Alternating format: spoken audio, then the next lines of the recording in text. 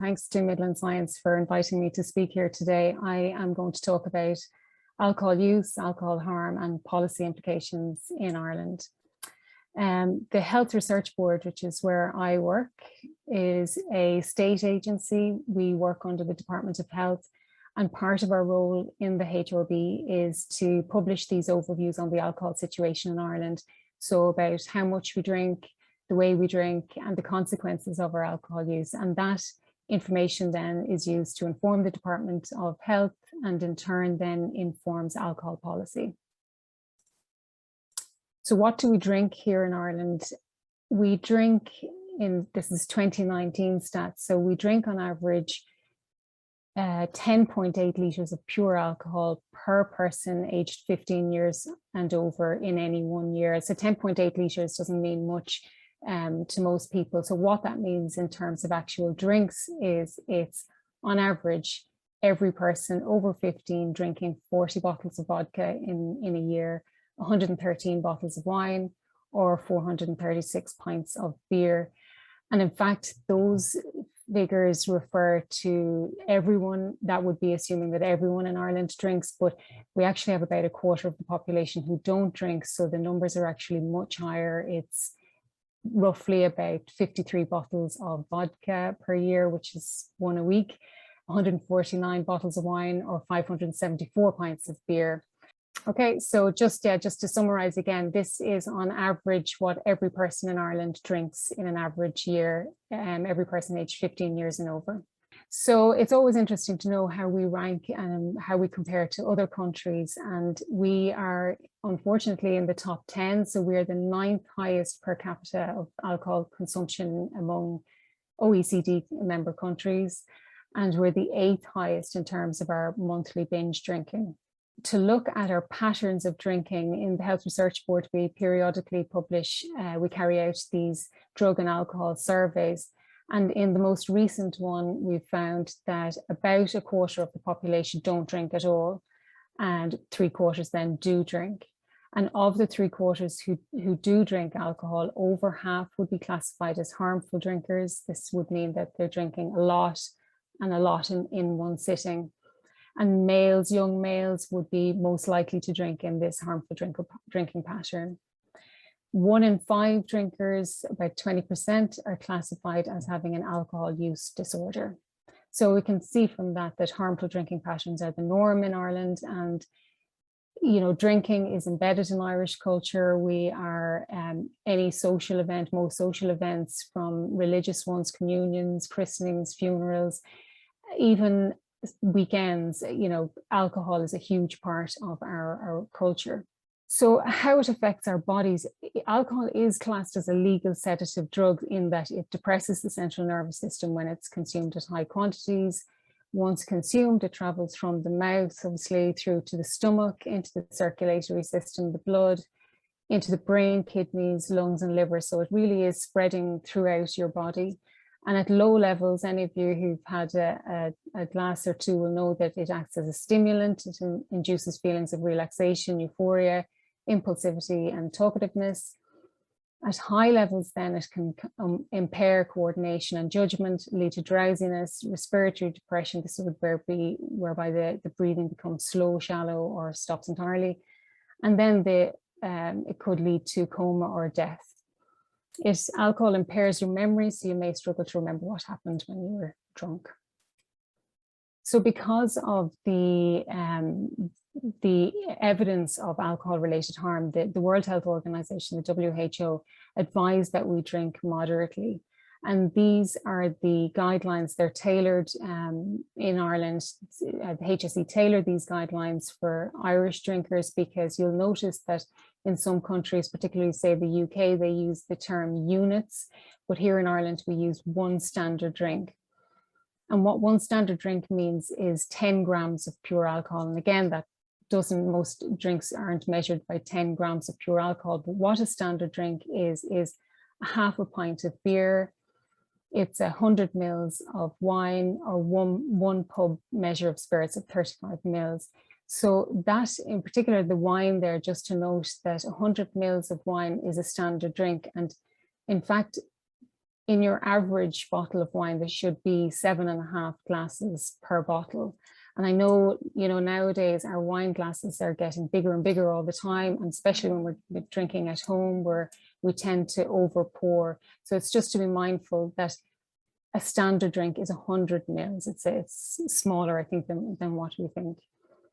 The HSE guidelines are that we don't drink any more than 11 standard drinks per week for women, or 17 standard drinks for men.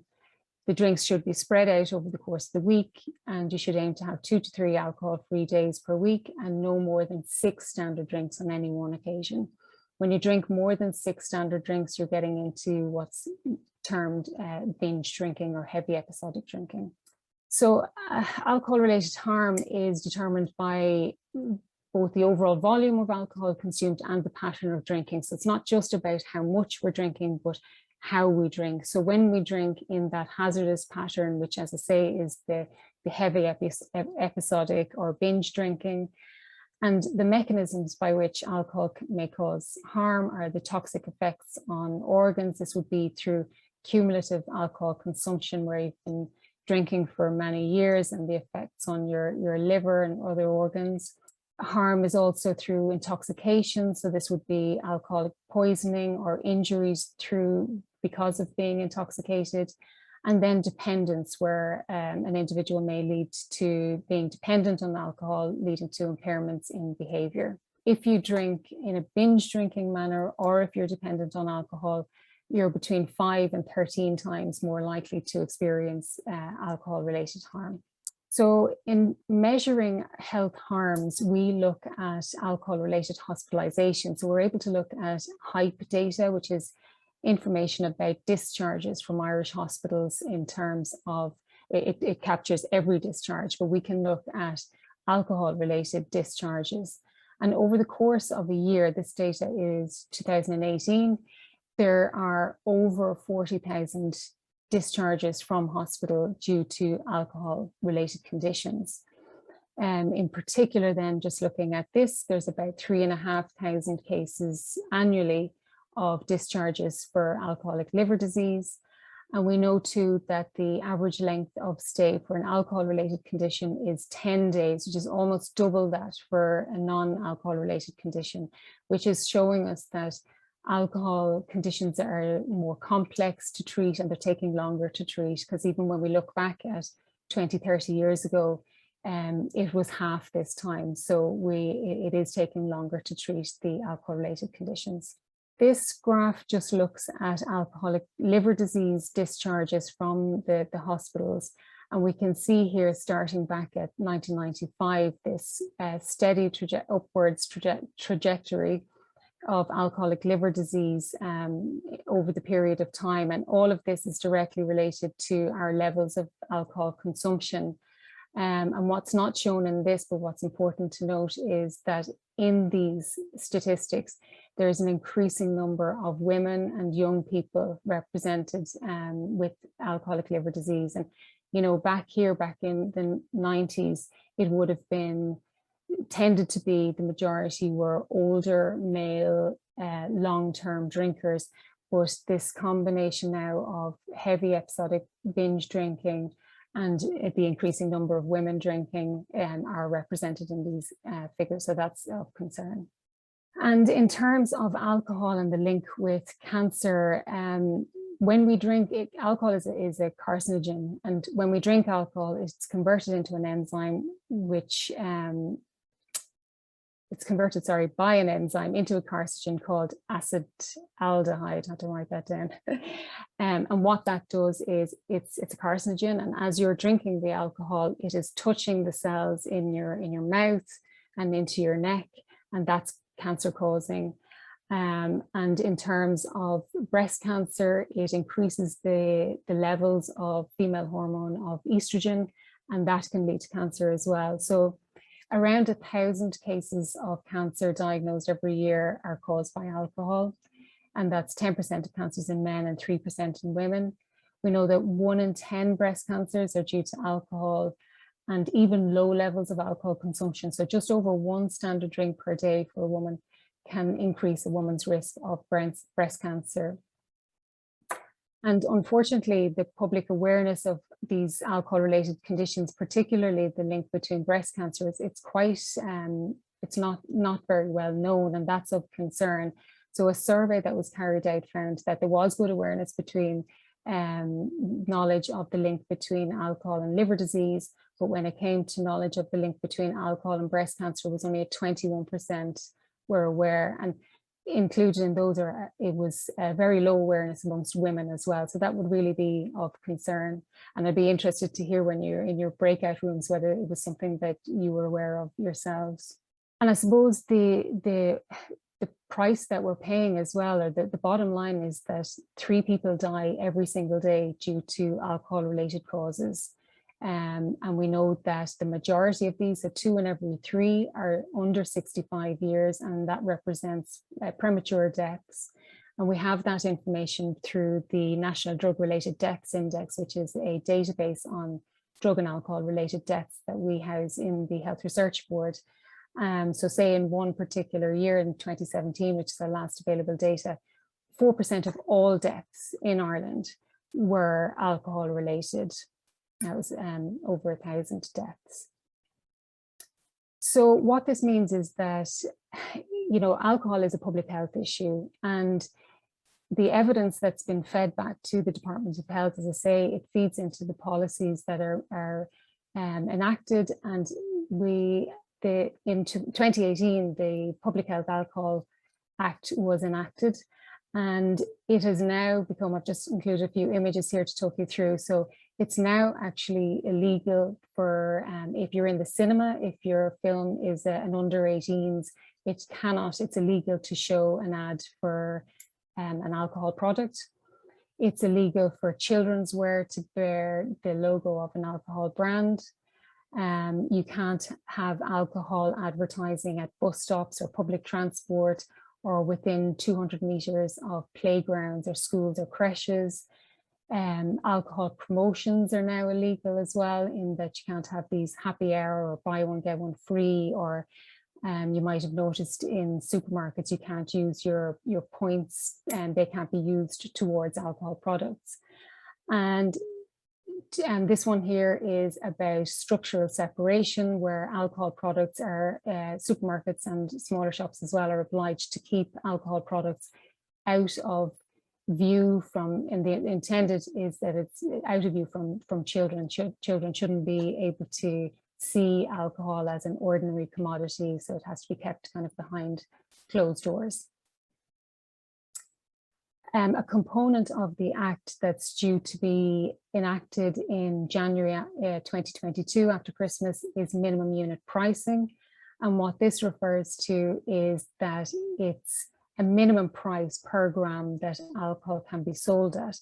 And it doesn't affect pubs or clubs. Obviously, they're well above these prices. It's targeting the cheapest alcohol that you'll find in supermarkets. And essentially what that means is that the minimum price for, we'll say, your average bottle of wine will be €7.50. It'll be €1.97 minimum for a can of lager, or €20.71 for a bottle of gin and spirits. And the idea behind minimum unit pricing is that it targets those heaviest drinkers, the ones who have the most to gain because their drinking is very harmful to their health. So it's about 14% of all drinkers.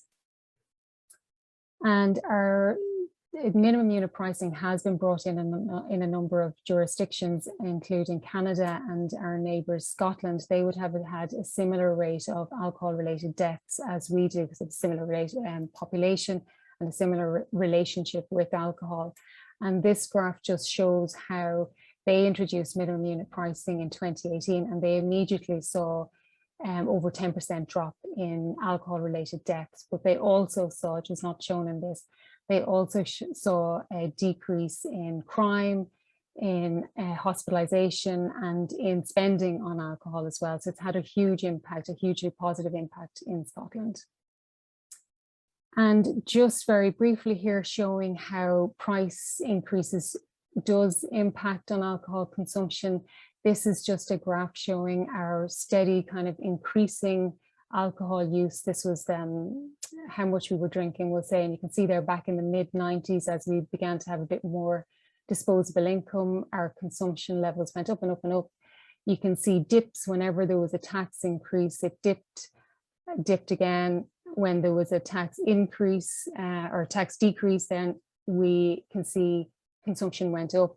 So minimum unit pricing is intended to reduce our overall consumption levels. And I was very interested to hear Clodagh, this morning talking about labeling on products, because you can see how strict it is for food products, and yet the same rules don't seem to apply for alcohol products, or to date they haven't. So this is one component of the Public Health Alcohol Act that hasn't been enacted yet. We're at least 3 years waiting for it, but hopefully it will come in. I've just used an example here of how labeling on alcoholic products should look in the future if this part of the act is comes into effect. So what it would mean that just basically a label on your alcoholic product to inform of the danger of alcohol consumption, about the dangers of drinking when pregnant, the direct link between alcohol and cancers, the quantity of grams of alcohol in the container, the energy value of the alcohol in the container, and a link to a website providing public health information. So that would be a HSE, a non-alcohol industry funded website. So it would be a HSE one providing advice on drinking. And so that's something that we're really pushing to be enacted, or it is enacted, but it just needs to be rolled out. And it will be, I think, it's not about, it's about informing people about what they're consuming, and that would be a good one to have in place. So that was a whistle-stop tour through a very big report on alcohol use in Ireland. But as you can see, we drink a lot in Ireland, and we're not really getting away with it. The effects of our alcohol use, they're harmful. We're drinking in patterns. We're a nation of binge drinkers, and with the high alcohol consumption and the binge drinking patterns, we really are putting a huge impact on our health. It's responsible for a considerable burden of health harm. You can see from the hospital statistics that there are a lot of hospitalizations. There's a high rate of death as well. And in our attempt, in the government's attempt to, get us to drink less and to have a positive impact on our health, the Public Health Alcohol Act aims to improve the health of Irish people by reducing overall consumption, as well as targeting the heavy drinkers and targeting the harmful drinking patterns. So there was a lot of information, as I say, in that, but if you're looking for more, if you have any questions for me, happy to take any questions. But the HSE website, Ask About Alcohol, there's a lot of information. The low risk guidelines are there on the HSE website as well. And the HRB website has a link to the full report. So thank you very much for your attention this morning.